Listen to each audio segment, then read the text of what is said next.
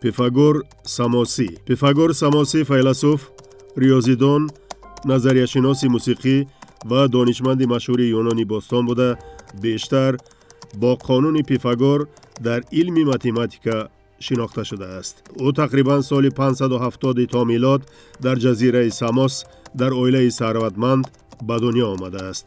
таҳсили ибтидоии худро дар Милет назди олимони барҷаста Анаксимандр ва Ферекид гирифта, пас аз он барои такмили дониши худ ба Миср ва Бобил сафар кард. Аввалин устоди ӯ Гермодамант буд, ки Пифагорро мусиқӣ, рассомӣ, хондан ва риторика омӯзонд. Баъдтар Пифагор ба шаҳри Кротон сафар кард ва иттиҳоди пифагореҳоро таъсис дод, ки ба таҳқиқоти математикӣ ва таълимоти мистикӣ равона шуда буд. мафҳумҳои асосии таълимоти ӯ бар ақидаи метемпсихоз, яъне ҷойивазкунии рӯҳҳо асос ёфта, рӯҳро ҷовидона мешумурд ва таълим медод, ки пас аз марг рӯҳ метавонад ба ҷисми инсон ё ҳайвон гузарад.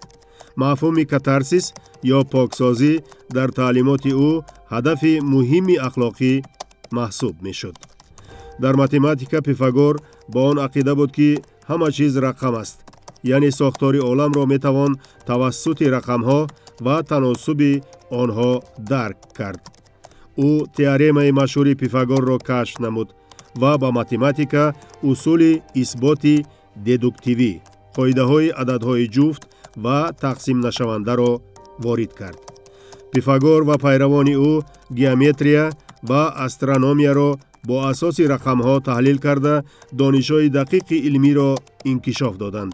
То имрӯз теоремаҳо ва кашфиёти Пифагор аҳамияти бузург доранд ва ба фалсафа, илм ва омӯзиши кайҳон таъсири калон мегузоранд.